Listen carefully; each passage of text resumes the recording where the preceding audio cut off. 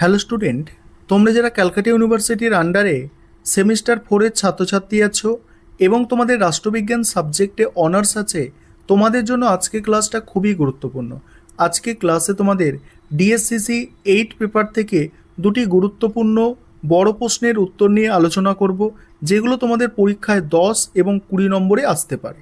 প্রথম প্রশ্ন, most important প্রশ্ন, বিশ্বায়ন, উদারীকরণ ও বেসরকারীকরণ জনপ্রশাসনের চরিত্র বদলে দিচ্ছে, বিশ্লেষণ করো। অর্থাৎ এই প্রশ্নের উত্তরটায় যেটা তোমাকে লিখতে হবে যে বিশ্বায়ন কিভাবে জনপ্রশাসনের চরিত্র বদলে দিচ্ছে, উদারীকরণ সেই কাজটা কিভাবে করছে, বেসরকারীকরণ কিভাবে করছে, এইটা তোমাদেরকে কিন্তু উত্তরের মধ্যে দেখাতে হবে। অ্যান্সারটা বুঝে নাও কিভাবে তোমরা লিখবে। প্রথমে একটা ইন্ট্রোডাকশান অর্থাৎ ভূমিকা, সেখানে কি লিখবে দেখো। 1991 সালে ভারতে যে বড়সড় অর্থনৈতিক নীতি পরিবর্তন আনা হয়, যা বিশ্বায়ন, উদারীকরণ ও বেসরকারীকরণ বা সংক্ষেপে এলপিজি নামে পরিচিত, তা শুধু অর্থনীতির গতিপথই নয়, দেশের জনপ্রশাসন বা সরকারি কাজকর্মের পদ্ধতি ও চরিত্রকেও গভীরভাবে প্রভাবিত করে। আগে যেখানে সরকারই ছিল উন্নয়নের প্রধান কারিগর ও নিয়ন্ত্রক, এখন সেখানে অনেক নতুন ধারা ও চ্যালেঞ্জ তৈরি হয়েছে।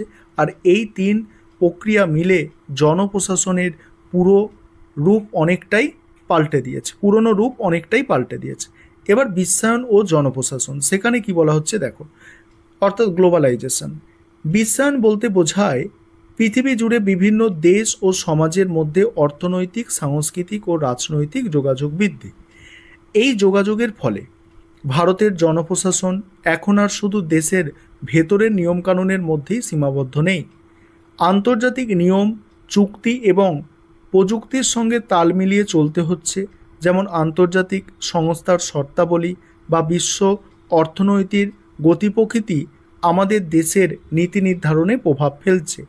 এর একটা বড় দিক হলো প্রশাসনের স্বচ্ছতা ও জবাবদিহিতা বেড়েছে, কারণ এখন যে কোনো দেশের কাজই আন্তর্জাতিক নজরদারির মধ্যে আসতে পারে। অনেক রাষ্ট্রবিজ্ঞানী মনে করেন যে বিশ্বায়ন এই যুগে প্রশাসনকে আগের চেয়ে অনেক বেশি তথ্য প্রযুক্তি নির্ভর এবং দ্রুত হতে হচ্ছে, যা ই গভর্নেন্সের প্রসারে সাহায্য করেছে। পরের পয়েন্ট যেটা আছে, উদারীকরণ ও জনপ্রশাসন। উদারীকরণ নীতি মূল কথা হলো সরকারের দিক থেকে শিল্প ও বাণিজ্যের ওপরে অপ্রয়োজনীয় নিয়ন্ত্রণ ও বিধিনিষেধ কমিয়ে আনা। আগেকার লাইসেন্স রাজ ব্যবস্থায় কোনো ব্যবসা শুরু করা বা চালানো খুব কঠিন ছিল।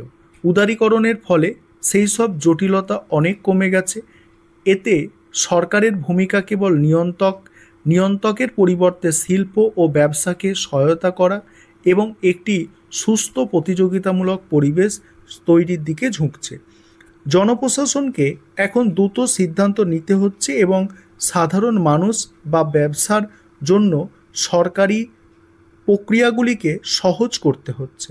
অনেক বিশেষজ্ঞই এই পরিবর্তনকে প্রশাসনের দক্ষতা বৃদ্ধি এবং লাল ফিতের দৌরত্ব কমানোর ক্ষেত্রে একটি ইতিবাচক পদক্ষেপ হিসাবে দেখেন। প্রশাসনে ফোকাস এখন অনুমতির বদলে উন্নয়নমূলক কাজের দিকে বেশি। পরের পয়েন্ট হচ্ছে বেসরকারীকরণ, যেটাকে প্রাইভেটাইজেশন বলা হচ্ছে। বেসরকারীকরণ ও জনপ্রশাসন। বেসরকারীকরণ হলো সরকারি মালিকানাধীন প্রতিষ্ঠান বা পরিষেবা ক্ষেত্রকে বেসরকারি হাতে তুলে দেওয়া। এর ফলে রেল, বিদ্যুৎ, টেলিকম বা অন্যান্য অনেক পরিষেবার ক্ষেত্রে বেসরকারি সংস্থা প্রবেশ ঘটছে। এর সরাসরি প্রভাব পড়ছে জনপ্রশাসনে। যে কাজগুলো আগে সরকার সরাসরি করত, এখন তার একটা বড় অংশ বেসরকারি সংস্থা করছে। এর ফলে প্রশাসনের কাজের ধরন পাল্টাচ্ছে। এখন সরকার মূল দায়িত্ব হলো বেসরকারি পরিষেবা প্রদানকারীদের তত্ত্বাবধান করা, তাদের কাজের মান নিয়ন্ত্রণ করা এবং নিশ্চিত করা যে তারা যেন জনগণের স্বার্থ রক্ষা করে। অনেক রাষ্ট্রবিজ্ঞানী মনে করেন বেসরকারীকরণের ফলে জনপ্রশাসনের দক্ষতা, কার্যকারিতা, গ্রাহক ও নাগরিক সন্তুষ্টির ওপর বেশি গুরুত্ব দেওয়া হচ্ছে। যা আগে সরকারি ব্যবস্থায় ততটা ছিল না। তবে এর ফলে সরকারি চাকরির সুযোগ কমে যাওয়ায় বা কিছু ক্ষেত্রে সেবার মূল্য বৃদ্ধি পাওয়ার মতো চ্যালেঞ্জ তৈরি হয়েছে।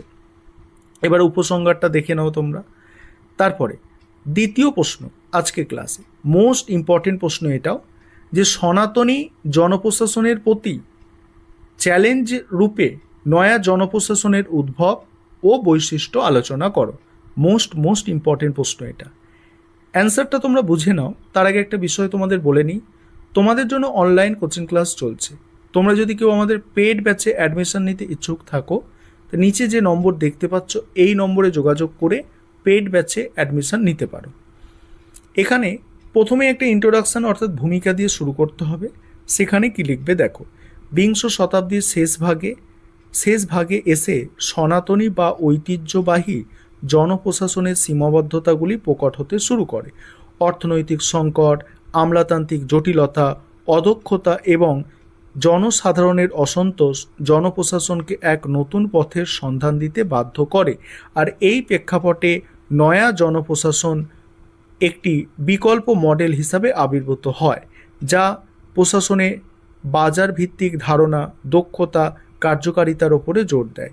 এটি কেবল একটি ধারণাগত পরিবর্তন ছিল না, বরং প্রশাসনিক কাঠামোগত এবং কার্যাবলীর এক বিশাল রূপান্তর ছিল, যার মূল লক্ষ্য ছিল সরকারি পরিষেবাগুলিকে আরও কার্যকর, নাগরিক বন্ধন এবং সাশ্রয়ী করে তোলা।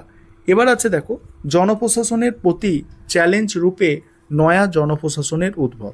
সেখানে কি বলা হচ্ছে দেখো, সনাতনী জনপ্রশাসন মূলত ওয়েবারিয়ান আমলাতন্ত্রের উপর ভিত্তি করে গড়ে উঠেছিল, যেখানে কঠোর নিয়মকানুন, শ্রেণীবদ্ধ কাঠামো, পদমর্যাদা এবং নিরপেক্ষতা ছিল মূল ভিত্তি।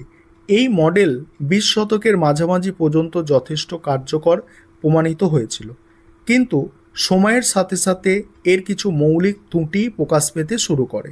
প্রথমত, 70-এর দশকে বিশ্বজুড়ে অর্থনৈতিক মন্দা দেখা দেয় এবং কল্যাণমূলক রাষ্ট্রের ধারণার ওপরে চাপ সৃষ্টি হয়।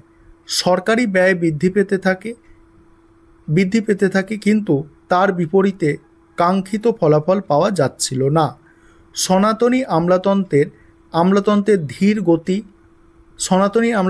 ধীর গতি, সিদ্ধান্ত গ্রহণে বিলম্ব এবং জবাবদিহিতার অভাব প্রকট হয়ে ওঠে।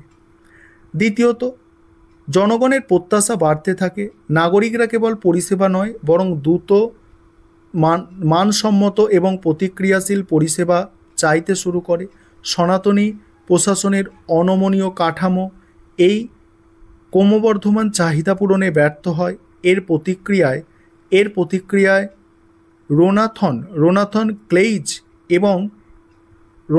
কেইজ এবং ইয়েহেজকেল ড্রর এর মতো পণ্ডিতরা জনপ্রশাসনে নতুন চিন্তাভাবনার প্রয়োজনীয়তার উপরে জোর দেন। তৃতীয়ত, বেসরকারি খাতের সাফল্য জনপ্রশাসনকে প্রভাবিত করে। বেসরকারি প্রতিষ্ঠানগুলি যেভাবে দক্ষতা, কার্যকারিতা এবং গ্রাহক সন্তুষ্টিকে অগ্রাধিকার দিচ্ছিল, তা সরকারি সংস্থাগুলোর জন্য একটি মডেল হিসাবে বিবেচিত হয়। ফলস্বরূপ জনপ্রশাসনেও বাজারভিত্তিক কৌশল এবং ব্যবস্থাপনার নীতি প্রয়োগের দাবি ওঠে। এই চ্যালেঞ্জের মোকাবিলা 80-র দশকে ব্রিটেনে, নিউজিল্যান্ডে এবং অস্ট্রেলিয়ার মতো দেশগুলিতে প্রথম নয়া জনপ্রশাসনের ধারণা অনুশীলন শুরু হয়, যা পরবর্তীকালে বিশ্বজুড়ে ছড়িয়ে পড়ে। এবার আছে নয়া জনপ্রশাসনের বৈশিষ্ট্য। নয়া জনপ্রশাসনের বৈশিষ্ট্যে প্রথম যে পয়েন্ট আছে দেখো, ফলাফল ভিত্তিক ব্যবস্থাপনা। সনাতনী প্রশাসন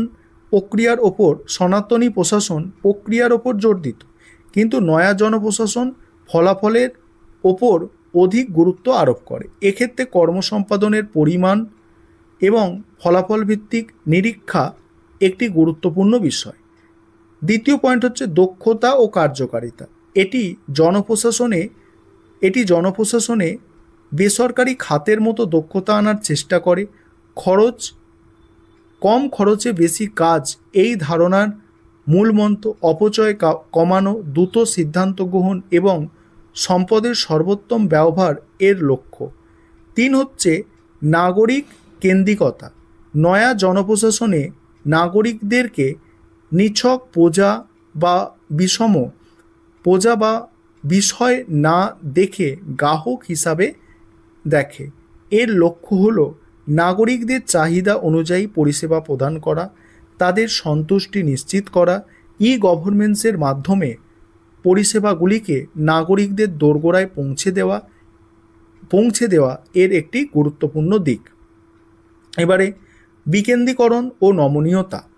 কঠোর আমলাতান্ত্রিক শ্রেণীবদ্ধ কাঠামোর পরিবর্তে নয়া জনপ্রশাসন সিদ্ধান্ত গ্রহণের ক্ষমতাকে নিম্ন স্তরে বিকেন্দ্রীভূত করে।